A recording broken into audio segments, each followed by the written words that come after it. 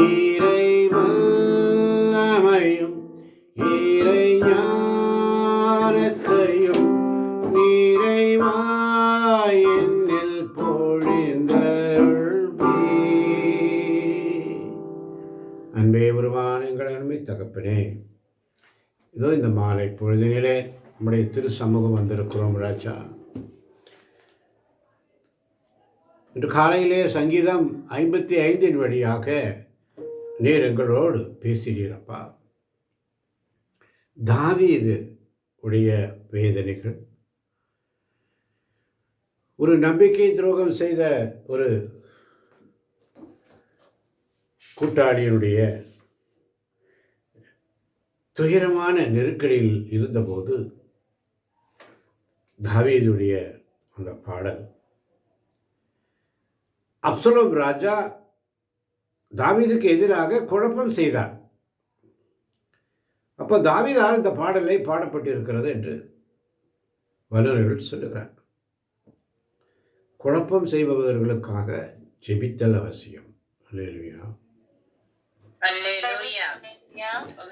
குழப்பம் செய்பவர்களுக்காக ஆண்டவரிடத்தில் ஒப்பு கொடுக்கிறோம். அதனால தான் இன்றைக்கி இந்த கொரிந்தியருக்கு எழுதிய திருமுகம் 4ஆம் அதிகாரத்தில் நேற்று நாம் பார்த்தோம், கடவுளின் இரக்கத்தால் நாங்கள் இத்திருப்பணியை பெற்றிருக்கிறோம். 3ஆம் வசனம், நாங்கள் அறிவிக்கும் நற்செய்தி அழிவுறுவருக்கே அன்றி வேறு எவருக்கும் மறைக்கப்பட்டிருக்கவில்லை. இவ்வுலகில் தெய்வ நம்பிக்கை கொண்டிராதோரின் அறிவு கண்களை குருடாக்கிவிட்டது. நாங்கள் எங்களை பற்றியல்ல, இயேசு கிறிஸ்துவை பற்றியே அறிவிக்கிறோம். அவரே ஆண்டவர் என பறைசாற்றி வருகிறோம். எனவே நாங்கள் இயேசுவின் பொருட்டு வந்த பணியாளர்கள் என்று நேற்று நாம் தியானித்தோம். அதனால தான் 13ஆம் வசனத்தில் சொல்றார் பாருங்க பவுல், நான் கடவுளோடு நம்பிக்கையோடு இருந்தேன், ஆகவே பேசினேன். கடவுள் மீது நம்பிக்கையோடு இருந்தேன், ஆகவே பேசினேன். அதனாலதான் 10ஆம் வசனம் சொல்லப்படுகிறது, இயேசுவின் வாழ்வே எங்கள் உடலில் வெளிப்படுமாறு நாங்கள் எங்கு சென்றாலும் அவருடைய சாவுக்குரிய துன்பங்களை எங்கள் உடலில் சுமந்து செல்கிறோம். இதை நாம் உணர வேண்டும். அதனாலதான் 12ஆம் வசனம் சொல்லப்படுகிறது, சாவின் ஆற்றல் எங்களிலும் வாழ்வின் ஆற்றல் உங்களிடம் வெளிப்படுகிறது. சாவின் ஆற்றல் எங்களிலும். ஏன்? இயேசுவின் வாழ்வே எங்கள் உடலில் வெளிப்படுமாறு நாங்கள் எங்கு சென்றால் அவருடைய சாவுக்குரிய துன்பங்களை எங்கள் உடலில் நாங்கள் சுமந்து கொண்டு வருகிறோம். ஊழியம் செய்யும் பொழுது தன் சிலுவையை சுமக்காமல் ஊழியம் செய்ய முடியாது. தன் சிலுவையை சுமக்காமல். அதனால தான் 15ஆம் வசனத்தில் சொல்றாரு பாருங்க, இவை அனைத்தும் உங்கள் நன்மைக்கே நிகழ்கின்றன. இவை அனைத்தும் உங்கள் நன்மைக்கு.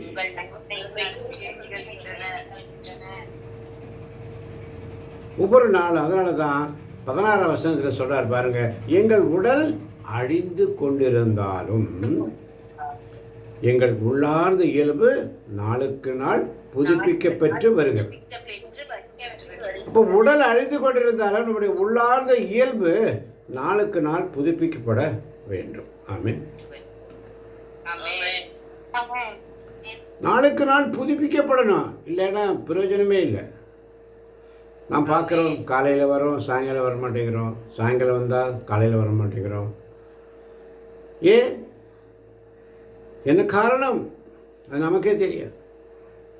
சோம்பலா, அசதியா, இல்லை தெய்வ நம்பிக்கை இல்லையா, ஆண்டவர் மீது நம்பிக்கை இல்லையா, என்ன காரணம்? அதனால தான் 4ஆம் வசனம் சொல்றாரு, இவ்வுலகில் தெய்வம் நம்பிக்கை கொண்டிராதோரின் அறிவு கண்களை குருடாக்கிவிட்டது. எனவே அவர்கள் கடவுளின் சாயலாய் விளங்கும் கிறிஸ்துவின் மாட்சி பொருந்திய நற்செய்தி ஒளியை காண முடிவதில்லை. நம்பிக்கை குருடாகிவிட்டது. நம்பிக்கை இல்லாத ஒரு குருட்டு நம்பிக்கை. அப்போ நம்முடைய கண்கள் ஒளியூட்ட பெற வேண்டும் என்று சொன்னால் தூய ஆவியானுடைய துணை கொண்டு இறைவேண்டல் செய்ய வேண்டும். தூயாவினால் ஆட்கொள்ளப்பட்டு இறைவேண்டல் செய்ய வேண்டும். தூயாவினால் ஆட்கொள்ளப்பட்டு திருப்பாடல்களை பாட.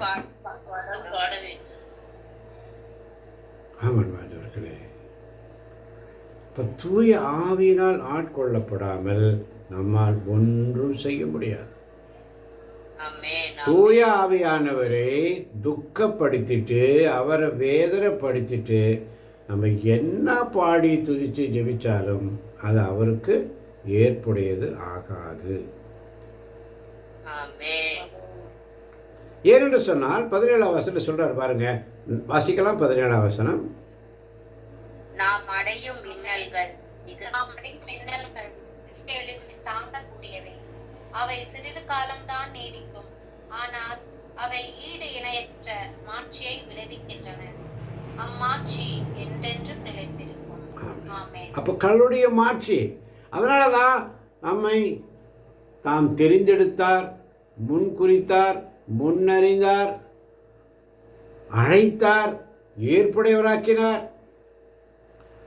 ஏற்புடையவராக்கி தன்னுடைய மாட்சியில் பங்கு பெற செய்து ஆண்டவருடைய ஊழியத்தை செய்யணும். ஆமென்.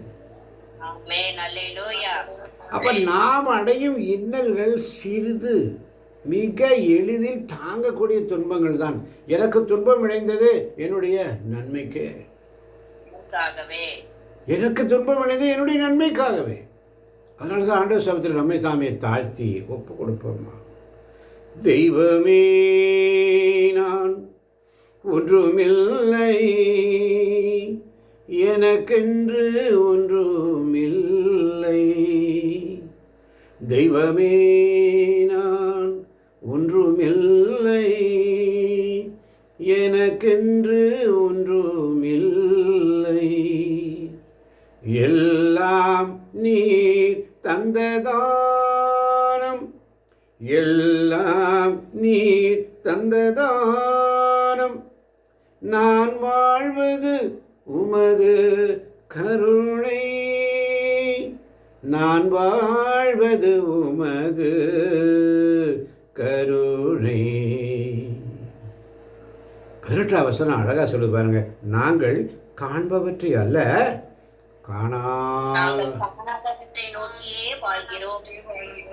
காண்பவை காணாதவை என்றும் அதை நாம் மறந்து விடுகிறோம். காணாதவற்றை எதிர்நோக்கு. அதனாலதான் 6ஆம் வசனம் சொல்லுது பாருங்க, இருளிலிருந்து ஒளி தோன்றுக என்று சொன்ன கடவுள் எங்கள் உள்ளங்களில் அவரது ஒளியை வீச செய்தார். அதுதான் காணாதவற்றை நோக்கின்ற வாழ்க்கை. அல்லேலூயா. காணாதவற்றை இருளிலிருந்து ஒளி தோன்றுக என்று சொன்ன கடவுள் அப்போ காணாதவற்றை நோக்கியே வாழ வேண்டும். அதனாலதான் ஆண்டவர் காணாத ஆட்டின் பின்ன தேடுறார். ஒவ்வொரு நாளும் பேராவலோடு இயங்குகிறார். அதிகாலையில் என்னை தேடுகிறவர்கள் யாராவது உண்டோ என்று தேடுகிறார். காணாத ஆட்டின் பின்னே கர்த்தர் கண்ணீருடன் அலைந்தார். அன்போடு உன்னை அழைக்கிறாரே, இன்றே திரும்பி நீ வா. அன்போடு உன்னை அழைக்கிறாரே, இன்றே திரும்பி நீ வா. முள்ளும் புதரும் காடும் மலையும் உள்ளோடைந்தேசு தேடுகிறார். முள்ளும் புதரும் காடும் மலையும் உள்ளோடைந்தேசு தேடுகிறார். சிற்றின்ப சேற்றினில் சிக்கினதால் சாத்தான் வலையில் நீ இறையாகிறா சிற்றின்ப சேற்று. உலக சிற்றின்ப நாட்டங்கள், உலக தெய்வம்.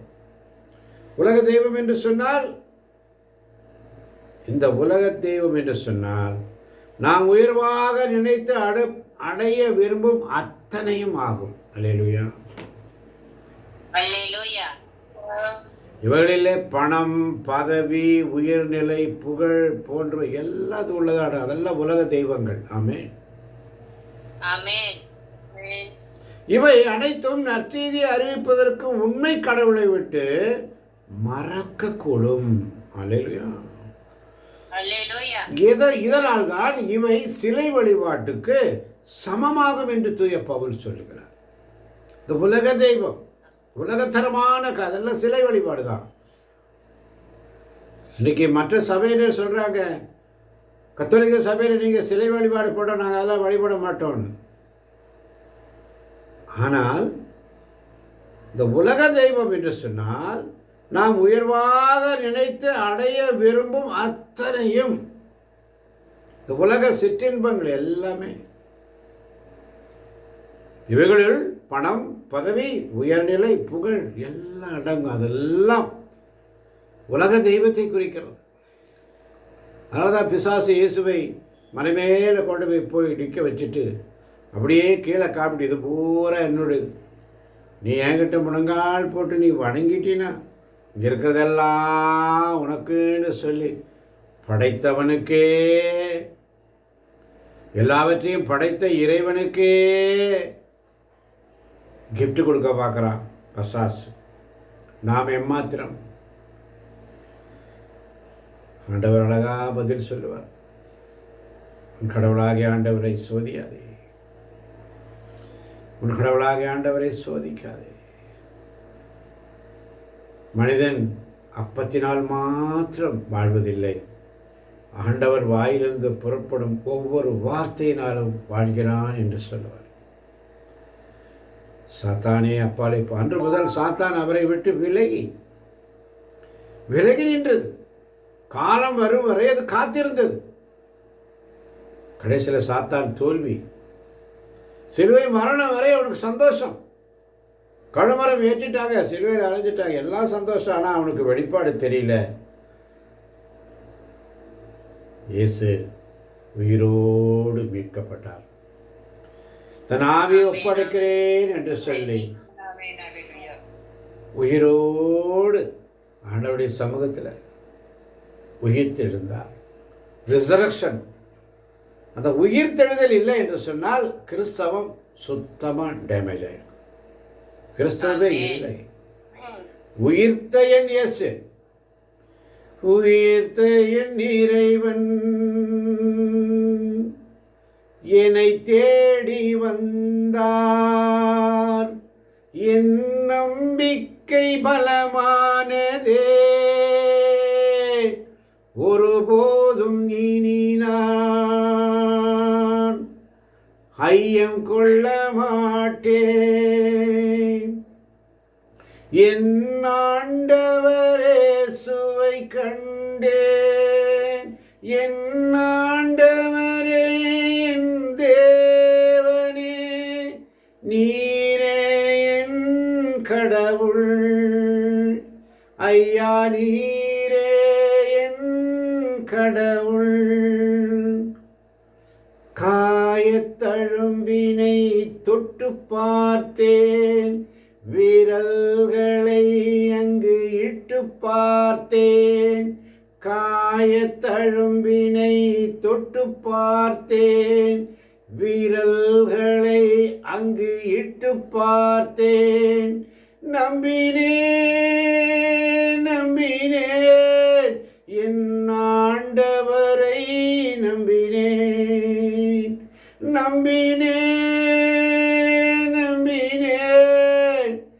என் ஆண்டவரை நம்பினேன். உயிர்த்த என் இறைவன் என்னை தேடி வந்தார். ஆமான் பாரதவர்களே, அதனால தான் 2 கொரிந்தியர் 4 அதிகாரத்திலே 5 அதிகாரம் சொல்றாரு. 4ஆம் அதிகாரத்தில் 18ஆம் வசனத்தை சொல்றாரு பாருங்க. நாங்கள் காண்பவற்றை அல்ல, காணாதவற்றை நோக்கி வாழ்கிறோம். காணாதவற்றை நோக்கி விசுவாசம். உயிர்த்தெழுதல் இல்லை என்றால் கிறிஸ்துவின் நற்செய்தி வீணாகிவிடும். கிறிஸ்து சரித்திரத்தையே புரட்டி போட்டார். கிறிஸ்துவுக்கு பின், கிறிஸ்துவுக்கு முன் என்ற சரித்திர, உலக சரித்திரத்தை இரண்டாக பிரித்து போட்டவர் நம் ஆண்டவர் இயேசு கிறிஸ்து. நான் கடவுள் மீது நம்பிக்கையோடு இருந்தேன், ஆகவே பேசினேன் என்று 13ஆம் வசனத்தில் சொல்கிறார். ஒவ்வொரு நாளுடைய சமூகத்திலே. அதனாலதான் அதற்கொப்ப நம்பிக்கை மனமான்மை கொண்டுள்ள நாங்களும் நம்புகிறோம், ஆகவே பேசுகிறோம். ஆகவே பேசுகிறோம். ஆண்டவர் இயேசுவை உயிர்த்தெழ செய்த கடவுளே எங்களையும் உயிர்த்தெழ செய்து அவர் திருமுன் நிறுத்துவார். என்ன ஒரு விசுவாசம் பாருங்க பவுலுக்கு. அல்லேலூயா, அல்லேலூயா. அந்த விசுவாசம் நமக்கு இருக்கா? ஆண்டவர் இயேசுவை உயிர்த்தெழ செய்த கடவுளே, ஆண்டவர் இயேசுவை உயிர்த்தெழ செய்த கடவுளே எங்களையும் அவரோடு உயிர்த்தெழ செய்து அவர் திரும்பவும் நிறுத்துவார், உங்களையும் அவ்வாறே நிறுத்துவார் என்பது எங்களுக்கு தெரியும். அதனாலதான் இந்த இறந்தோரை குறித்து நாம் பயப்பட வேண்டிய அவசியம் இல்லை. இறந்தோருக்காக, மரித்தவர்களுக்காக அதில் எந்த பயனும் இல்லை. இறந்தவரிடத்தை ஜெபிச்சும் பிரயோஜனம் இல்லை, அவர்களுக்காக ஜெபிப்பதிலும் பிரயோஜனம் இல்லை. மாறாக இறந்தவர்கள் புனிதர்கள், அவர்களைப் போல வாழ நாம் கற்றுக்கொள்ள வேண்டும். அல்லேலூயா, அல்லேலூயா. இன்றைக்கு நம்ம புனிதர்களை பார்த்து நம்ம சொல்கிறோம், புனிதர்களை நோக்கி எங்களுக்காக வேண்டிக் கொள்ளும், எங்களுக்காக வேண்டிக் கொள்ளும், எங்களுக்காக வேண்டிக் கொள்ளும். இயேசுவின் மீது நம்பிக்கை கொள்ளும் எவரும், இயேசுவின் மீது நம்பிக்கை கொள்ளும் எவரும், இயேசுவே ஆண்டவர் என்று நம்பிக்கை கொள்ளும் எவரும் அவர்கிட்ட தாங்க கேட்கணும். நம்ம தப்பா ஜெபம் பண்ணிட்டு இருக்கிறோம். அல்லேலூயா, அல்லேலூயா. தப்பா ஜெபம் பண்ணிட்டு இருக்கிறோம். மாறணும், நம்ம மாறணும். அதனால தான் 5ஆம் அதிகாரம் 1வது வசனத்தில் பவுல் சொல்றார் பாருங்க, வாசிக்கலாம். நாம் இவ்வுலகில் குடியிருக்கும் உடலாகிய கூடாரம் அழிந்து போனாலும் கடவுளிடம் இருந்து கிடைக்கும் வீடு ஒன்று விண்ணுலகில் நமக்கு உண்டு.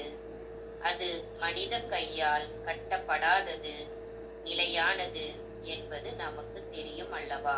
ஆமென், ஆமென். இந்த உலகில் குடியிருக்கும் உடலாக கூடாரம் அழிந்து போனாலும், செத்து போன இந்த பாடி இறந்து போனாலும் கடவுளிடமிருந்து கிடைக்கும் வீடு ஒன்று விண்ணுலகில் நமக்கு உண்டு. அது மனித கையால் கட்டப்படாதது, நிலையானது என்பது நமக்கு தெரியும் அல்லவா? ஏனென்று சொன்னால் கிறிஸ்துவே ஆண்டவர் இயேசுவை உயிர்த்தெழ செய்த கடவுளே எங்களையும் அவரோடு உயிர்த்தெழ செய்து அவர் திரும்ப நிறுத்துவார், உங்களையும் அவ்வாறே நிறுத்துவார் என்பது எங்களுக்கு தெரியும். அததான் சொல்றாரு, நாம் இவ்வுலகில் குடியிருக்கும் உடலாக இந்த கூடாரம் அழிந்து போனாலும் கடவுளிலிருந்து கிடைக்கும் வீடு ஒன்று விண்ணுலகில் நமக்கு உண்டு. அது மனித கையால் கட்டப்படாதது, நிலையானது என்பது நமக்கு தெரியும். அதனாலதான் இக்கூடாரத்தில் குடியிருக்கும் நாம் விண்ணுலக சார்ந்த நம் வீட்டை பெற்றுக்கொள்ள ஏங்கி பெருமூச்சு விடுகிறோம்.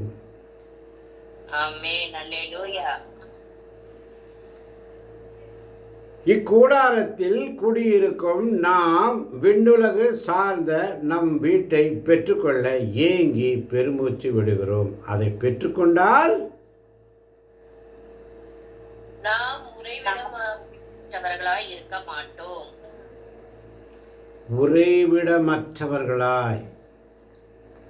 உறைவிடமற்றவர்களாய் இருக்க மாட்டோம். நமக்கு உண்டு விண்ணக கைமாறு உண்டு. அல்லேலூயா.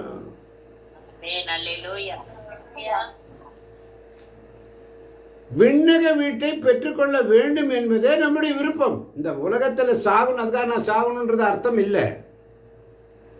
இவ்வுலக கூடாரத்தில் குடியிருக்கும்னா இந்த நிலையை தாங்க இயலாமல் பெருமூச்சு விடுகிறோம், இக்கூடாரத்தை விட்டு விலக வேண்டும் என்பது அல்ல. இருக்கிற வரைக்கும் நிம்மதியாக வாழுங்க. அல்லேலூயா. அல்லேலூயா. உண்மையோடும் நேர்மையோடும் ஆண்டவருக்கு ஊழியம் செய்கிற பிள்ளைகளாக வாழ அழைக்கிறார். அல்லேலூயா. ஆமென். அல்லேலூயா. அப்போ விண்ணக கைமா இருக்கா. அதுக்காக இந்த உலகத்தை ஐயோ நான் செத்து போயிடுறப்பா அங்கே வந்து இருந்துக்கிறேன் அப்படி கிடையாது. எதற்காக ஆண்டவர் ஒன்று இந்த உலகத்துக்கு அனுப்புனாரோ, எந்த காரணத்துக்காக, எந்த பர்பஸ்க்காக, அதெல்லாம் செய்து முடிக்கிற வரைக்கும் அழிவு வராது. ஆமென். ஆமென். அவர் எதை குறித்து நம்ம எல்லாம் முன்குறித்து வைத்திருக்கிறார், அவருடைய பணியை செய்யாமல் அவர் விடவே மாட்டார். ஆமென். ஆமென். அல்லேலூயா. ஒவ்வொரு நாளும் அதனால தான் 4ஆம் வசனத்தில் பாருங்க, இவ்வுலக கூடாரத்தில் குடியிருக்கும் நாம் இந்நிலையை தாங்க இயலாமல் பெருமூச்சு விடுகிறோம். இக்கூடாரத்தை விட்டு விலக வேண்டும் என்பது அல்ல, மாறாக விண்ணக வீட்டை பெற்றுக்கொள்ள வேண்டும் என்பது நம் விருப்பம். வாழ்வுக்குரியது சாவுக்குரியதை தனக்குட்படுத்தும். வாழ்வுக்குரியது சாவுக்குரியதை தனக்கு உட்படுத்தும். அதனால தான் சொல்றார் ஆண்டவர், எனது உடலையும் இரத்தத்தையும் பானம் செய்கிறவன் இறப்பினும் வாழ்வான். ஆமென். அல்லேலூயா. ஆமென். அவருடைய வார்த்தை வசனங்களை ஒவ்வொரு நாளும் நம்ம சாப்பிட்டு வரோம். ஒவ்வொரு நாளும் அதை உண்டுட்டு வரோம். ஒவ்வொரு நாளும் அன்றாட மன்னா. அதனால தான் இந்நிலை அடைவதற்கென்றே கடவுள் நம்மை தயாரித்து மீட்பை உறுதிப்படுத்தும் அடையாளமாக அவருடைய தூய ஆவியை நமக்கு வழங்கினார். எதற்காக? விண்ணக உலகில் நமக்கு கையால் கட்டப்படாத நிலையான ஒரு வீட்டுக்காக. ஆமென். ஆமென். கடவுளிடமிருந்து கிடைக்கின்ற வீடு அது விண்ணகத்தில் நமக்கு இருக்கிறது. அது மனித கையால் கட்டப்படாதது, நிலையானது. நாம் அதை பெறுவதற்காக அதை தயாரித்து, கடவுள் நம்மை தயாரித்து இந்த நிலையை அடைவதற்கு என்றே கடவுள் நம்மை தயாரித்து மீட்பை உறுதிப்படுத்தும் அடையாளமாக அவருடைய தூய ஆவியை நமக்கு வழங்கினார். ஆகவே 6ஆம் வசனம் சொல்றாரு பாருங்க, ஆகவே நாங்கள் எப்போதும் துணிவுடன் இருங்கள். இவ்வுலகில் குடியிருக்கும் வரையில் நாம் ஆண்டவரிடமிருந்து அகன்றிருக்கிறோம் என்பது நமக்கு தெரியும். நாம் காண்பவற்றின் அடிப்படையில் அல்ல, நம்பிக்கையின் அடிப்படையிலேயே வாழ்கிறோம். நாம் துணிவுடன் இருக்கிறோம். இவ்வுடலை விட்டகன்று ஆண்டவரோடு குடியிருக்கவே விரும்புகிறோம். ஆண்டவரோடு இந்த உலகை விட்டழகு, இந்த உடலை விட்டகன்று ஆண்டவரோடு குடியிருக்கிற நாம் விரும்புகிறோம். அதுக்காக தான் இந்த இறைவசனம் வாசிப்பு, வேத வாசிப்பு, ஆண்ட சமத்தில் உட்காரது, கடவுளை அறியும் அறிவு. எதற்காக? தான் முன் குறித்தோரை அவர் அழைத்தார், அழைத்தோரை தமக்கு ஏற்புடையராக்கி, ஏற்புடையரானவரை தன் மாட்சியில் பங்கு பெற செய்தார். எதற்காக? அவரோடு மீண்டும் ஐக்கியமாக இருக்க. அப்போ 9ஆம் வசனம் சொல்லுகிறது, எனவே நாம் இவ்வுடலில் குடியிருந்தாலும் அதிலிருந்து குடிபெயர்ந்தாலும் அவருக்கு உகந்தவராய் இருப்பதே நம் நோக்கம். அவருக்கு உகந்தவராக இருக்கணும். மனுஷனுக்கு உகந்தவராக இருந்த ஒரு பிரயோஜனம் இல்லை. ஏனெனில் நாம் அனைவருமே கிறிஸ்துவின் நடுவர் இருக்கை முன்பாக நிற்க வேண்டும். அங்க நிக்கணும். அப்போது உடலோடு வாழ்ந்தபோது நாம் செய்த நன்மை தீமைக்கு கைமாறு பெற்றுக்கொள்ளுமாறு ஒவ்வொருவரின் செயல்களும் வெளிப்படும். ஏனெனில் நாம் அனைவருமே கிறிஸ்துவின் நடுவர் இருக்கை முன்பாக நின்றாக வேண்டும். இதை நாம் மறந்துடுறோம். அப்போது உடலோடு வாழ்ந்தபோது, அப்போது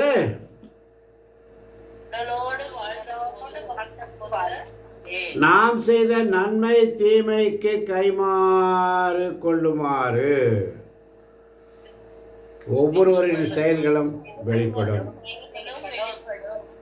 அதனால தான் 11ஆம் வசனத்தில் சொல்றாரு பாருங்க, ஆண்டவருக்கு அஞ்சு உழைக்கும் நாங்கள் மக்களை ஈர்க்க பார்க்கிறோம்.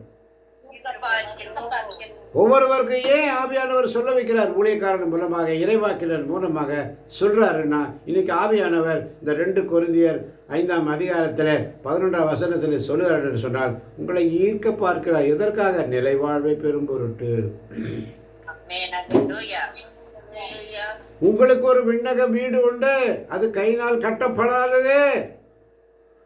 அங்கே பசி இருக்காது, அங்கே நோய் இருக்காது, அங்கே கஷ்டம் இருக்காது, துன்பம் இருக்காது, பாடு இருக்காது, ஒன்றும் இருக்காது.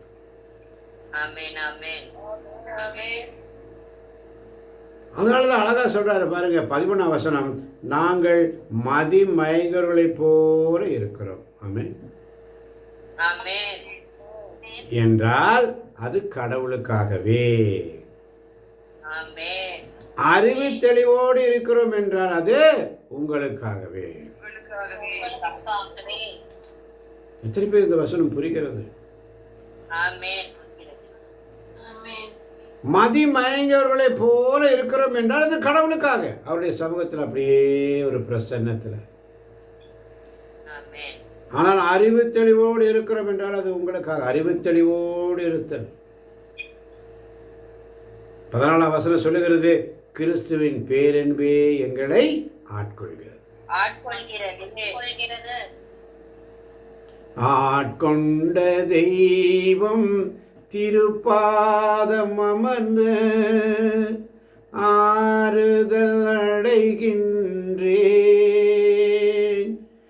அமைதி பெறுகின்றேன். ஆட்கொண்ட தெய்வம் திருப்பாதம் அமர்ந்து ஆறுதல் அடைகின்றேன், அமைதி பெறுகின்றேன். அப்ப செய்ய வேண்டியது என்ன? 15ஆம் வசனம் வாசிக்கலாம். 15ஆம் வசனம்,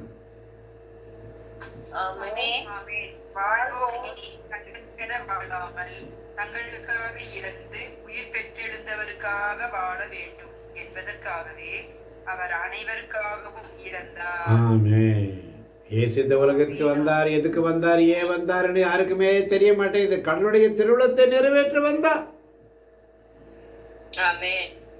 தங்களுக்கென்று வாழாமல் தங்களுக்காக இறந்து உயிர் பெற்றெழுந்தவருக்காக வாழ வேண்டும் என்பதற்காக அவர் அனைவருக்காகவும் இறந்தார். யூதர்கள் சதி செய்து கொள்வதற்காக அல்ல, யூதாசு காட்டி கொடுத்ததற்காக அல்ல, பிலாத்து அவரை சிலுவையில் அறையும்படி கட்டளையிட்டதற்காக அல்ல. இதெல்லாம் உலக ரீதியில் நடைபெற வேண்டும். உலக காரியங்களில் அதெல்லாம் நடைபெற வேண்டும். ஆனால் கடவுளுடைய திட்டம் நமக்காக உயிர் பெற்றிருந்தவருக்காக வாழ வேண்டும் என்பதற்காக அனைவருக்காகவும் அவர் இறந்தார் என்பதை நாம் மறந்து விடுவோம். அதனால தான் கிறிஸ்துவின் பாடுகள் நமக்கு மிகவும் முக்கியம். பாடுகள் இல்லாமல் ஒண்ணுமே இல்லை. பாடுகள் உண்டு. இந்த உலகத்தில் நமக்கு பாடுகள் உண்டு. அதனால தான் 16ஆம் வருஷம் சொல்றாரு பாருங்க, ஆகவே இனிமேல் நாங்கள் எவரையும் மனித முறைப்படி மதிப்பிடுவதில்லை. முன்பு நாங்கள் கிறிஸ்துவையும் மனித முறைப்படிதான் மதிப்பிட்டோம், ஆனால் இப்போது அவ்வாறு செய்வதில்லை. காரணம், கிறிஸ்து மரித்தார், உயிர்த்தெழுந்தார், கடவுளுடைய வலது பக்கத்தில் வீற்றிருக்கிறார். அறிவு தெளிவோடு இருக்கிறோம். அறிவு தெளிவோடு இருக்கிறோம் என்றால் அது உங்களுக்காகவே. அல்லேலூயா. அதனால தான் பாருங்க 17ஆம் வசனம். எனவே வாசிக்கலாம் யாராவது வேறொருவர். எனவே ஒருவர் கிறிஸ்துவோடு இணைந்திருக்கும் போது அவர் புதிதாக படைக்கப்பட்டவராய் இருக்கிறார். பழையன கழிந்து புதியன புகுந்தன அன்றோ. எனவே ஒருவர் கிறிஸ்துவோடு இணைந்திருக்கும் போது அவர் புதிதாக படைக்கப்பட்டவராய் இருக்கிறார். பழையன கழிந்து புதியன புகுந்தன அன்றோ. ஆமென், ஆமென். எனவே ஒருவர் கிறிஸ்துவோடு இணைந்திருக்கும் போது புதிதாக படைக்கப்பட்டவராயிருக்கிறோம். பழையன கழிந்து புதியன புகுந்தன. இவையாவும் கடவுளின் செயலே. அவரே கிறிஸ்துவின் வாயிலாக நம்மை தம்மோடு ஒப்புரவாக்கினார். ஒப்புரவாகும் திருப்பணியும் நமக்கு தந்துள்ளார். அதனால தான் 19ஆம் வசனத்தில் இன்னும் அழகாக சொல்றார் பாருங்க. உலகினர் குற்றங்களை பொருள்படுத்தாமல் கடவுள் கிறிஸ்துவின் வாயிலாக அவர்களை தம்மோடு ஒப்புரவாக்கினார். அந்த ஒப்புரவு செய்தியை எங்களிடம் ஒப்படைத்தார். அதுதாங்க இந்த ஒப்புரவு ஒப்புரவு ஒப்புரவு ஒப்புரவு ஒப்புரவு. எங்கே போனாலும் இந்த ஒப்புரவு அருள் சாதனம், ஒப்புரவு அருள் சாதனம் சொல்கிறாங்க. இப்போ புரிகிறதா? ஒப்புரவு அருள் சாதனை என்ன? உலகினர் குற்றங்களை பொருட்படுத்தாமல் கடவுள் கிறிஸ்துவின் வாயிலாக அவர்களை தம்மோடு ஒப்புரவாக்கினார். அந்த ஒப்புரவு செய்தியை எங்களிடம் ஒப்புறது. எனவே நாங்கள் கிறிஸ்துவின் தூதர்களாய் இருக்கிறோம். தூய ஆவியே துணையாக வருவீர். இயேசுவின் தூதர்களாய் எம்மையும் மாற்றிடுவே. அப்படியே தூதர்களாய் எங்களை மாற்றும் ஆண்டவரே. அறிவு தெளிவோடு இருக்கிறோம் அப்பா. ஆண்டவருக்கு அஞ்சு உழைக்கும் நாங்கள் மக்களை ஈர்க்க பார்க்கிறோம். எங்கள் செயல்கள் கடவுளுக்கு வெளிப்படை. அவருக்கு தெரியும் எவ்வளவு பாடு. மக்களை ஈர்ப்பதற்காக, ஆண்டவர் சமத்தில் கொண்டு வருவதற்காக, ஆண்டவர் சமத்தில் இருப்பதற்காக, அவளை உட்கார வைக்கிறதுக்காக இன்னைக்கு ஒவ்வொரு தேவ பிள்ளைகளையும் நாம் கூப்பிடுறோம். ஏன் அது உங்களுக்கு புரியாது? ஆண்டவர் இன்னைக்கு நம்மகிட்ட கேட்குற கேள்வி, ஒருவர் கிறிஸ்துவோடு இணைந்திருக்கிறோமா? கிறிஸ்துவோடு இணைந்திருந்தால் நாம் புதிதாக படைக்கப்பட்டவர்களாக இருப்போம். இந்த பழசெல்லாம் போயிடும். இப்போ அதிலிருந்து வெளியில் வா, நல்லா விட்டுட்டு ஆண்டவர் சமத்தில் வருவோம். கிறிஸ்து வழியாக தமக்கு ஏற்புடையவராகுமாறு கடவுள் பாவம் அறியாத அவரை பாவநிலை ஏற்க செய்தார். பாவநிலை ஏற்க செய்தார். ஒரு சாதாரண மனுஷன் கஷ்டப்படுற மாதிரி இந்த உலகத்தில் சாதாரண ஒரு மாட்டுத் தொழுவத்தில் ஏழையாக பிறந்து தச்சு தொழிலை செய்யும் வேலை செய்து பாதி சின்ன இளம் வயசிலேயே தகப்பனை இழந்து அந்த விதவை தாய் அன்னை மரியாள் 30 வருஷம் வளர்த்து அதுக்கப்புறம் வேலைக்கு அனுப்புகிறாங்க. என்ன வேலைக்கு? கவர்மெண்ட் வேலைக்கா, இல்லை கலெக்டர் வேலைக்கு போகணுன்னு அனுப்புனாங்களா, இல்லை அரசருக்கு பதவி செய்யணும்னு அனுப்புனாங்களா? இல்லை, ஆண்டவருடைய ராஜ்யத்தை கட்டி எழுப்ப ஆண்டவரை அனுப்புகிறாங்க ஊழியத்துக்காக.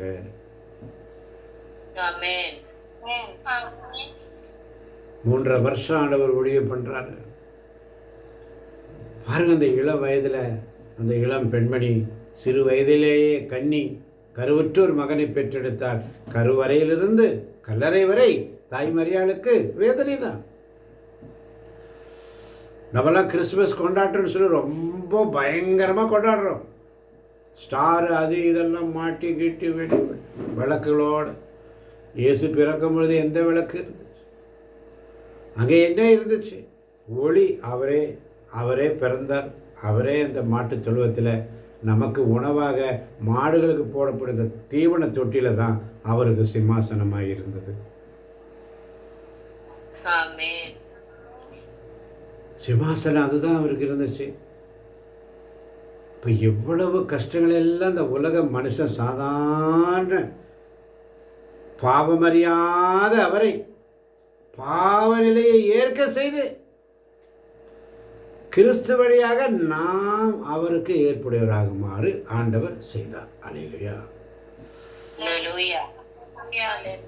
அதனால தான் 6ஆம் அதிகாரம் 1ஆம் வசனம் மிக அழகாக சொல்லுகிறது, நீங்கள் கடவுளிடமிருந்து பெற்றுக்கொண்ட அருளை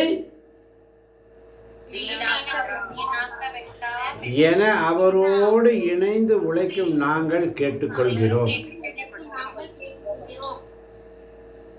கடவுளிடமிருந்து பெற்றுக்கொண்ட அருள் அதை வீணாக்க வேண்டும். இதுதான் அருள். என் அருள் உனக்கு போதும். அருள் என்று சொன்னால் நமக்கு கடவுள் கொடுக்கின்ற தகுதி இல்லாத தானம். கடவுள் நமக்கு கொடுத்திருக்கின்ற தகுதி அதுதாங்க அருள். என் அருள் உனக்கு போதும், உன் வலுவின்மையில் என் வல்லமை வெளிப்படும். அதை நாம் உணர்வதே இல்லை. அதனால தான் தாவீது இன்னைக்கு காலையில் சங்கீதத்தில் ரொம்ப அழகா ஜெபிக்கிறார். எப்படி ஜெபிச்சாரு?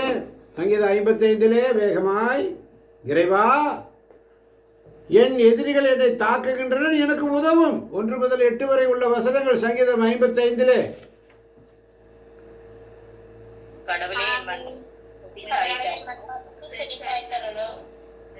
நான் முறையிடும் வேளையில் உம்மை மறைத்துக் கொள்ளாதே. என் விண்ணப்பத்தை கேட்டு மறுபடி அருளும். என் கவலைகள் என் மன அமைதியை குலைத்து விட்டன. இது எப்படி உங்களுக்கு தெரியும்? காலையில் வராதவங்களுக்கு எப்படி புரியும்? நாங்கள் தான் நல்லா தூங்குறோமே, நிம்மதியான உறக்கம், நிம்மதியான தூக்கம். அப்போ கிறிஸ்துவோடு இணைந்த நிலையில் எங்கே வாழ்கிறோம்? அதனால தான் 2 கொரிந்தியர் 5ஆம் அதிகாரம் 15ஆம் வசனம், வாழ்வோர் இனி தங்களுக்கென்று வாழாமல் தங்களுக்கென்று வாழ்ந்து கொண்டிருக்கிறோம். தங்களுக்காகவே வாழ்ந்து கொண்டிருக்கிறோம். அமைதி அமைதி அமைதி, அவசரம் வேண்டாம். தங்களுக்காக செல்ஃப், என்னுடைய சுகம், என்னுடைய தூக்கம், எனக்கு நான் நல்லா தூங்கணும், நான் நிம்மதியாக இருக்கணும், நைஸாக எடுத்துட்டு சாயங்காலம் வந்து ப்ரேயரில் உட்காந்தா போதும். காலையிலேருந்து சாயங்காலம் வரைக்கும் ஒன்றும் தேவையில்லை. வாழ்வோர் உயிரோடு இருக்கிறியா? ஆண்டவர் சமயத்தில் உண்மையாக உட்காரு. அப்போதான் கேடு வரும் நாளில் அவர் தம்முடைய கூடாரத்தில் அவர் ஒளித்து வைப்பார். கேடு வரும் நாளில். அப்போ ஆண்டவரிடத்தில் நான் ஒரு விண்ணப்பம் செய்தேன். சங்கீதம் 27:4 சொல்லுகிறது, அதையே நான் நாடி தேடுவேன். ஆண்டவரின் அழகை காண வேண்டும், அவர் திருமுகத்தை தினமும் நாட வேண்டும். தினமும் காலை மதியானம் சாயங்காலம் 3 வேளை.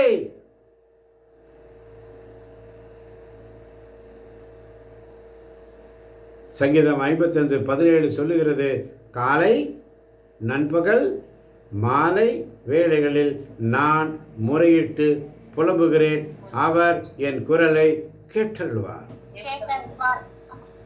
என்ற நம்பிக்கை தாவீதுக்கு. இப்போ காலையில் வராதவங்களுக்கு எப்படி இந்த சங்கீதம் 55 பற்றி ஆண்டவர் சொன்னது எப்படி புரியும்? அழகா வாசிக்கிறோம்.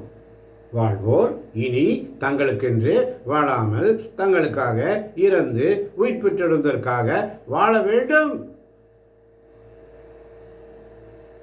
என்பதற்காக அவர் அனைவருக்காகவும் இறந்தார் என்று வாசித்தோம்.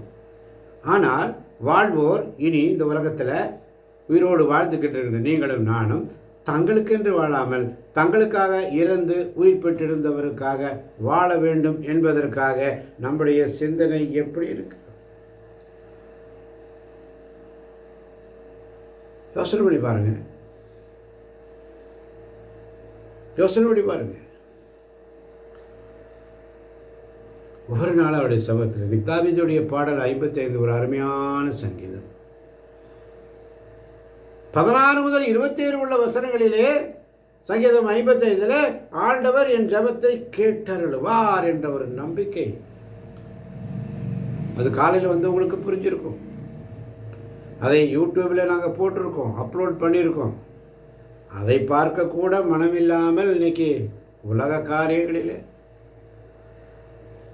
உலக மாயையிலே, உலகத்தோடு, இந்த உலக தெய்வத்தோடு,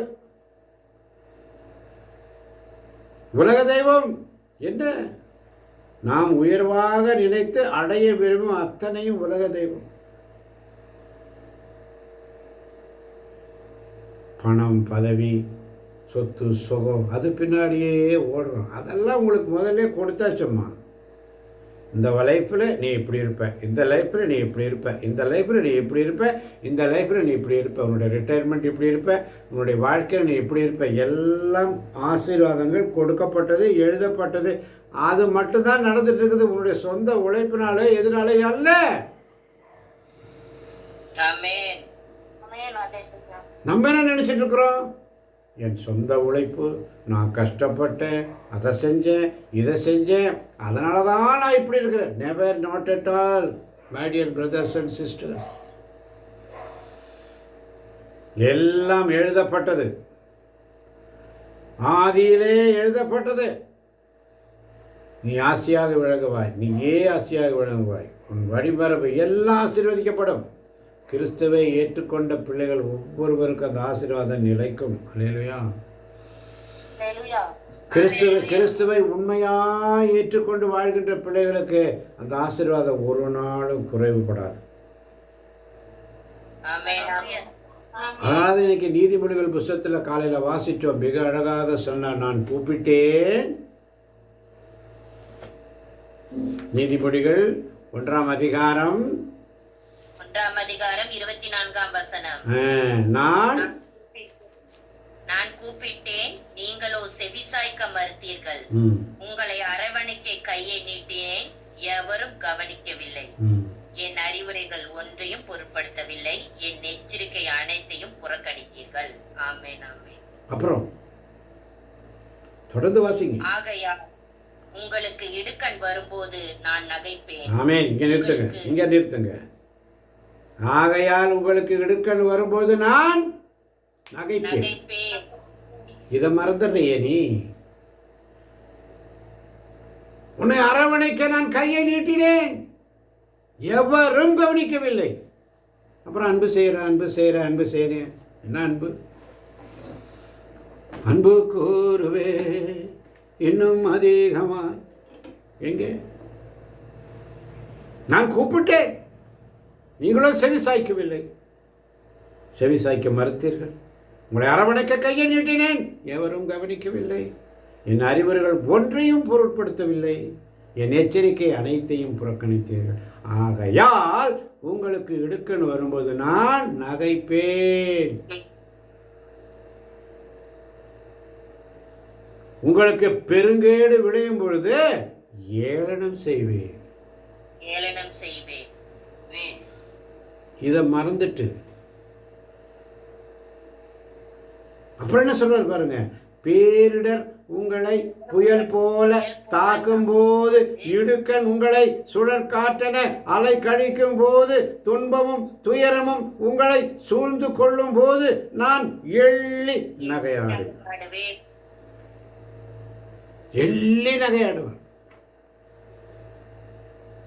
அப்பொழுது நீங்கள் என்னை நோக்கி மன்றாடுவீர்கள், நான் பதிலளிக்க மாட்டேன்.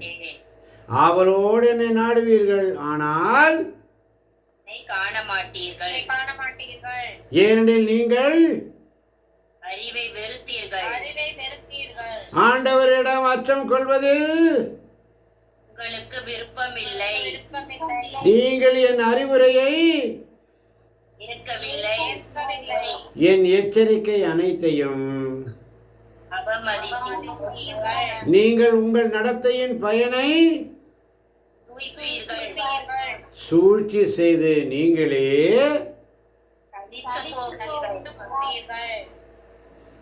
மறந்துவிட வேண்டாம் தேவஜனமே. இதெல்லாம் நமக்கு கொடுத்து வைத்திருக்குது இறையாட்சியை அறிந்து கொள்வதற்கு. சீடர்கள் கேட்பாங்க ஜீசஸ்ட, இறையாட்சி எப்போ வரும் வரும் வரும் வரும் வருடம் தொடக்கத்திலிருந்து யோவான் ஸ்நானகன் வரைக்கும் இதே தானே சொல்லிட்டு வர்றாங்க. எப்போ எப்போ எப்போ? ஆண்டவர் சொல்லுவார், எல்லாம் மறைவாக இருக்குது, உங்களுக்கு அது கொடுத்து வச்சிருக்கிறது. முதல்ல இருந்த இறைவாக்கினர்களுக்கோ யாருக்குமே அது கொடுத்து வைக்கல. உங்களுக்கும் எனக்கும் புதிய உடன்படிக்கையின் பிள்ளைகளாகிய இயேசு கிறிஸ்துவின் பிள்ளைகளாகிய உங்களுக்கும் எனக்கும் கொடுத்து வைத்திருக்கிறது. அதனால தான் நீதிமொழிகள் அழகாக சொல்கிறது, நீங்கள் உங்கள் நடத்தையின் பயனை துய்ப்பீர்கள், சூழ்ச்சி செய்து நீங்களே சலித்து போவீர்கள். பேதையரின் தவறுகள் அவர்களையே கொன்றுவிடும், சிறுமதியோரின் தற்பெருமை அவர்களை அழித்துவிடும். அதனால தான் 10ஆம் வசனம் 2 கொரிந்தியர் 5ஆம் அதிகாரம் 10ஆம் வசனம், ஏனெனில் நாம் அனைவருமே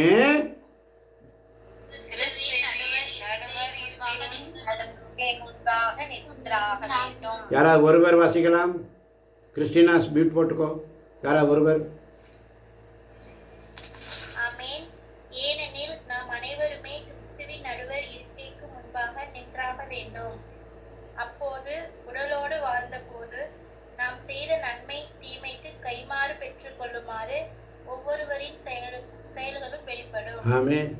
ஆமென். ஆண்டவருடைய அருளுக்காக ஆசீர்வாதத்துக்காக இரவும் பகலும் தவம் இருந்து ஜெபித்தோம்.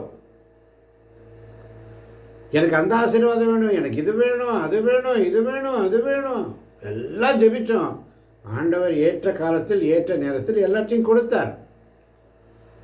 அன்று அப்பொழுது இருந்த அந்த பயபக்தி இப்பொழுது எங்கே போச்சு? 400 கிலோமீட்டர் 500 கிலோமீட்டர் டிராவல் பண்ணுறோம். அப்போல்லாம் நமக்கு எந்த டயர்டு இல்லை. ஆண்டவர் சமயத்தில் உட்காரதுக்கு மட்டும்தான் நமக்கு டயர்டு. சென்னையிலேருந்து பெங்களூர் போகிறோம், பெங்களூர்லேருந்து சென்னைக்கு வரோம், சென்னையிலேருந்து கோயம்புத்தூருக்கு வரோம், கோயம்புத்தூர்லேருந்து மறுபடியும் போகிறோம், ட்ராவலிங். திருச்சி போகிறோம், அங்கே போகிறோம், இங்கே போகிறோம், எல்லாத்துக்கும் போகிறோம். ஆனால் காலையில் எந்திரிச்சு உட்காந்து ஆண்டவர் சமூகத்தில் 1 மணி நேரம் கொடுப்பதற்கு மனமில்லையே. அதான் சொல்கிறாரு, நான் கூப்பிட்டேன் நீங்களோ செவிசாய்க்க மறுத்தீர்கள். கஷ்டம் வரும்போது அன்னைக்கு ஆண்டவர் ஐசியூவில் இருந்துட்டு, ஐசியூ என்று சொன்னால் இன்டென்சிவ் கேர் யூனிட், அது இப்படி கூட ஆவியார் சொல்கிறார், ஐசியூ. ஆண்டவரே ஆண்டவரே ஆண்டவரே. இன்றைக்கி நிறைய ஐசியூவில் இருந்தவங்கள தப்பிச்சிட்டாங்க, இன்க்ளூடிங் மீ, நானும் தான். ஆனால் அவங்கெல்லாம் எங்கே இப்போ? அன்றைக்கி ஐஸ்வர்யம் இருக்கும்போது அப்பா அப்பா அப்பா அப்பான்னு கத்துறவங்களாம் இன்றைக்கி எங்கே? மறுபடியும் ஐசியூ போகும்போது மறுபடியும் சொல்லுவாங்க, பிரதர் சிஸ்டர் எங்களுக்காக ப்ரேயர் பண்ணிக்கோங்க, எனக்காக ஜெபம் பண்ணிக்க. நீ ஆண்டவருடைய சமூகத்தில் அடிச்சிச்சா?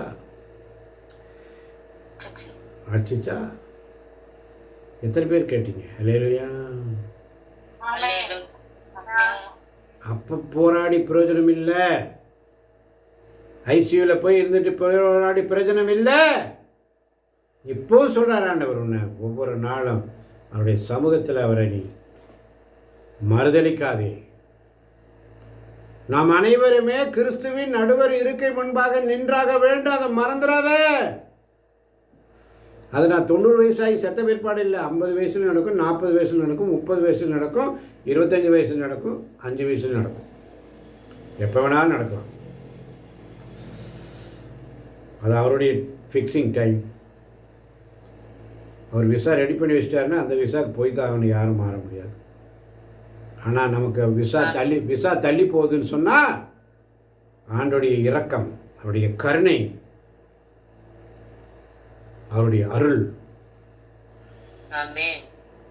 அருள் என்றால் என்ன? கடவுள் நமக்கு தந்திருக்கின்ற தகுதி இல்லாத தானம். அதே நேரத்தில் அவருடைய இரக்கம் என்று சொன்னால் தண்டனை தீர்ப்பிலிருந்து நம்மை தப்புவித்தல், அதுதான் இரக்கம். வருகின்ற தண்டனை தீர்ப்பிலிருந்து நம்மை தப்புவிப்பது, அதுதான் அவருடைய இரக்கம். அதனால தான் இன்னைக்கும், அதனால தான் 2 கொரிந்தியரில் நம்ம வாசித்தோம். முதல் அதிகாரத்தில் என்ன வாசித்தோம்? 3ஆம் வசனம், நம் ஆண்டவர் இயேசு கிறிஸ்துவின் கிறிஸ்துவின் தந்தை இரக்கம் நிறைந்த கடவுள், அவரே ஆறுதல், அனைத்துக்கும் ஊற்று, அவரை போற்றுவோம். ஆமென், ஆமென். அதனால தான் 4ஆம் வசனத்தில் பவுல் சொல்றாரு, கடவுள் எங்களுடைய இன்னல்கள் அனைத்திலும் எங்களுக்கு ஆறுதலாக இருக்கிறார். நாங்களே கடவுளிடமிருந்து ஆறுதல் பெற்றுதலால் பல்வேறு இன்னல்களில் உடலும் மற்ற மக்களுக்கும் ஆறுதல் அளிக்க எங்களால் முடிகிறது. ஆமென். எல்லாராலும் சொல்ல முடியாது. ஒருத்தர் பிரச்சனையாக உதவுன்னு சொன்னால் கவலைப்படாதம்மா, ஆண்டவர் பார்த்துக் கொள்வார். அந்த ஆறுதல் சொல்வது எல்லாராலும் முடியாது. அந்த கிறிஸ்துவின் அருள், கடவுள் எங்களுடைய இன்னல்கள் அனைத்திலும் எங்களுக்கு ஆறுதல் அளிக்கிறார். நாங்களே கடவுளிடமிருந்து ஆறுதல் பெற்றுள்ளதால் பல்வேறு இன்னல்களில் உணரும் மற்ற மக்களுக்கும் ஆறுதல் அளிக்க எங்களுக்காக முடியும். எல்லாராலும் முடியாது தேவ பிள்ளைகளே. ஒருத்தர் கஷ்டத்தில் இருக்காங்கம்மா, ஒன்றாகதுமா, பயப்படாதுமா, எல்லாராலும் சொல்ல முடியுமா தைரியமா? அப்படி சொல்ல முடியாது. அந்த நேரத்தில் என்ன சொல்லுவான்? ஐயோ அப்படியா, என்ன பண்ண, ஏது பண்ண, நீ என்ன பண்ண, அது என்ன பண்ண. ஆனால் ஆண்டவர் சமத்தில் இருக்கிறவன் உடனே சொல்லுவான், மா நீ பயப்படாதம்மா, ஆண்டவர் உன்னை காப்பாற்றுவார். அல்லேலூயா. ஆமென், அல்லேலூயா. அம்மா நீ பயப்படாதம்மா, நீ உன்னுடைய மருந்து எடுத்தது எல்லாத்தையும் எடுத்துட்டே இரு, ஆனால் ஆண்டவர் உன்னுடைய வாழ்நாள் உன் கூட இருக்காருமா, நீ எதுக்கும் பயப்படாத, தைரியமாக இருன்னு சொல்லுவான். அல்லேலூயா. எல்லாராலும் அதை சொல்ல முடியாது பிள்ளைகளை. ஆண்டவர் சமத்தில் உட்கார்ந்து அவருடைய ருசித்தவர்கள் மட்டும்தான் அந்த வார்த்தைகளை சொல்ல முடியும். அவர் சொல்வது நடக்கும். ஆமென். அது அவர்கள் சொல்வது நடக்கும் பொழுதுதான் இவர் உண்மையிலேயே ஊழியக்காரன் என்று மக்கள் விசுவசிப்பார்கள். அல்லேலூயா. இப்ப இயேசுவை பார்த்து அப்படித்தான் சொன்னாங்க, இவர் உண்மையிலேயே இறைமகன். எல்லாரும் நம்பினாங்க அவருடைய அற்புதத்தையும் அதிசயத்தையும் பார்த்து. நம்முடைய வாழ்க்கையில் அவர் சொன்னதை எல்லாம் செய்கிறவர், அவர் சொன்னதை செய்தவர். எனவே 2 கொரிந்தியர் 6ஆம் அதிகாரம் 1 வசனம், நீங்கள் கடவுளிடமிருந்து பெற்றுக்கொண்ட அருளை வீணாக்க வேண்டாம். என்னது? எப்படி வீணாக்குகிறீர்கள்? உங்களுடைய சொந்த உலக மாயை, உலக காரியங்கள், உலக ஃபங்க்ஷன், உலகத்துக்காக அங்கே போகணும், இங்கே போகணும், அவங்க போகணும், இங்கே கொஞ்சம் ஹெல்த் ஆகிட்டா போதும், கொஞ்சம் உடம்புல சக்தி வந்துட்டா, கொஞ்சம் ஸ்பிரிட் வந்துட்டா, பஸ் கிளம்பிட்டேங்க. ஆண்டவர் இன்னைக்கு எச்சரிக்கிறார். ஆண்டவரை நம்ம எச்சரிக்கிறார். அனைவருமே 10ஆம் வசனம் 2 கொரிந்தியர் 5:10, மீண்டும் அதை அண்டர்லைன் பண்ணிக்கோங்க. நாம் அனைவருமே அதை மறந்துடாதீங்க. நாம் அனைவருமே கிறிஸ்துவின் நடுவர் இருக்கை முன்பாக நின்றாக வேண்டும். அங்கே நிற்கணும், அங்கே நிற்க வேண்டிய பாக்கி வரும். அப்போ நேரத்தில் ஐயோ ஆண்டவரே, நான் அன்றைக்கி வந்தனே, அன்னைக்கு உங்களுக்காக பாட்டு பாடினேனே, அன்றைக்கி உங்களுக்காக ஜெபிச்சேனே, எல்லாம் பேச முடியாது. உங்களை எனக்கு தெரியாது, கதை சாத்திடுவார். உங்களை எனக்கு தெரியாது, நீங்கள் யார், கண்டுக்கவே மாட்டார், அவ்வளோதான். ஒரு காலத்தில் ஏன் வரல, எதுக்கு வரல, ஒவ்வொருத்தரையா நினச்சிருப்பீங்க. நொய்யன்னு இந்த பிரதர் உயிரெடுக்கிறாரு. இப்போ யாரையும் கண்டுக்க மாட்டார். ஆவியானவர் சொல்வதை காதுள்ளவன் கேட்கட்டு, அவருடைய சமூகத்தில் வர வேண்டிய வந்துடுவாங்க. அல்லேலூயா. யாரையும் கையை பிடிச்சிட்டு காலை பிடிச்சிட்டு கெஞ்ச வேண்டிய அவசியம் இல்லை. நாங்கள் கிறிஸ்துவின் தூதர்களாக இருக்கிறோம். கடவுளே எங்கள் வழியிலாக வேண்டுகோள் விடுகிறார். ஆகவே கடவுளோடு ஒப்புரவாகுங்கள் என்று கிறிஸ்துவின் சார்பில் நாங்கள் மன்றாடுகிறோம். பஸ் கடவுள் சார்பில் ஒப்புரவாகுங்கள், கிறிஸ்துவின் சார்பில் நாங்கள் கேட்குறோம், அவ்வளோதான். கடவுளுடைய சார்பில் ஒப்புரவாகுங்கள். கிறிஸ்துவின் சார்பில் நாங்கள் மன்றாடுகிறோம். கடவுளோடு ஒப்புரவாகுங்கள். ஏற்ற காலம் வரும் பொழுது, ஏனென்றால் நாம் செய்த நன்மை தீமைக்கும் கைமாறு பெற்றுக்கொள்ளுமாறு ஒவ்வொருவரின் செயல்களும் வெளிப்படும் என்பதை உணர்ந்தவர்களாக. அல்லேலூயா. இயேசுவுக்கு நன்றி. இயேசுவுக்கே புகழ். இயேசுவுக்கே ஆராதனை. இயேசுவுக்கே மகிமை.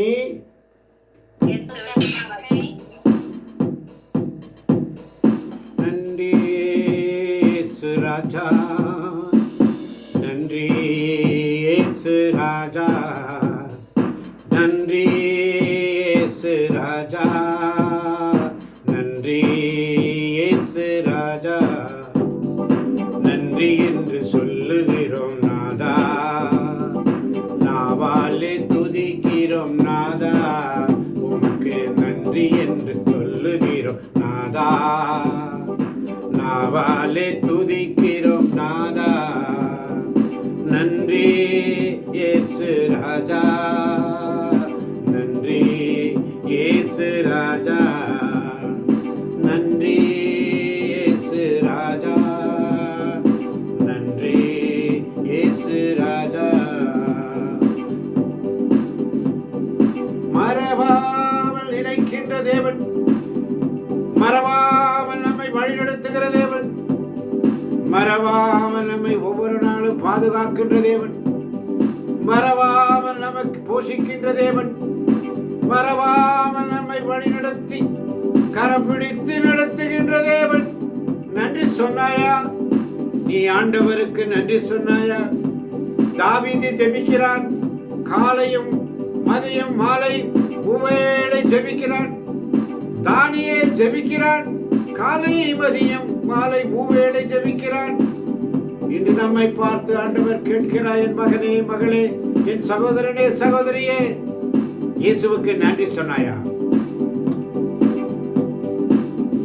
இயேசுவுக்கு நன்றி சொன்னாயா? இயேசுவுக்கு நன்றி சொன்னாயா? இயேசுவுக்கு நன்றி சொன்னாயா? இயேசுவுக்கு நன்றி சொன்னாயா? யா யா சர்வ வல்லவர் சொந்தமானார், சாவை வென்றவர் என் மீட்பரானார். சர்வ வல்லவர் என் சொந்தமானார், சாவை வென்றவர் என் மீட்பரானார். அல்லேலூயா, அல்லேலூயா, அல்லேலூயா,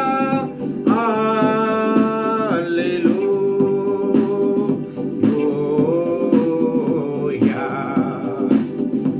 எப்பொழுதும் மகிழ்ந்து பாடுங்கள், இடைவிடாமல் ஜெபம் செய்யுங்கள். என்ன வந்தாலும் எது நடந்தாலும் இறைவனுக்கு நன்றி சொல்லுங்கள். கஷ்டத்திலும் நஷ்டத்திலும் அவரை புகழுங்கள். கர்த்தரான இயேசுவை போற்றி புகழுங்கள். காக்கின்ற தேவன், காண்கின்ற தேவன், கரம் பிடித்து வழி நடத்தி மகிழ்ந்திடுவார். எப்பொழுதும் மகிழ்ந்து பாடுங்கள், இடைவிடாமல் ஜெபம் பண்ணுங்கள். என்ன வந்தாலும் எது நடந்தாலும் இறைவனுக்கு நன்றி சொல்லுங்கள். என்ன வந்தாலும் எது நடந்தாலும் இறைவனுக்கு நன்றி சொல்லு. ஆண்டவர்களோடு இருப்பாராக.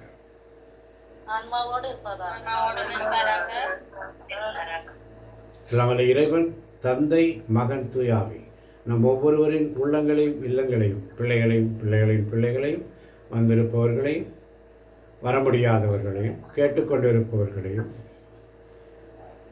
யூடியூப் வழியாக கேட்கப் போகிறவர்களையும் நிறைவாக நிறைவாக நிறைவாக ஆசீர்வதிப்பாராக. ஆமென். ஆமென். ஆண்டவர் தருகின்ற சமாதானத்தை ஒருவருக்கொருவர் அன்போடு பகிர்ந்து கொள்வோம். அனைவருக்கும் கிறிஸ்துவின் சமாதானம் உண்டாவதாக. அனைவருக்கும் இயேசுவுக்கு நன்றி, இயேசுவுக்கே புகழ், இயேசுவுக்கே ஆராதனை.